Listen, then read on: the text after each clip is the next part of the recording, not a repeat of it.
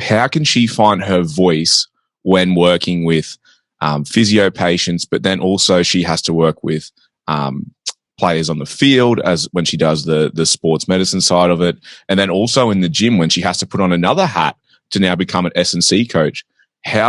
What are some things that you've learned along the way, and especially that you just referenced before, some of the lateral thinking, things that she could potentially draw from and other female coaches that may be stuck in the same situation to really inspire them to maybe take the next step in their career?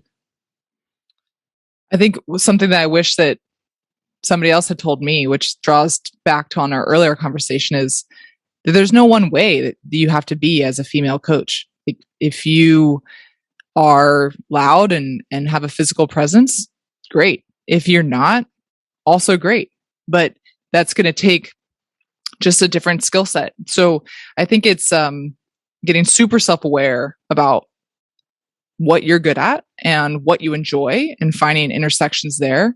And then trying on different hats and like seeing what feels good. I think we as young coaches start with one narrative of how we're going to do it, and it evolves slightly as we go, but we never give ourselves the opportunity to try different voices on or different styles on.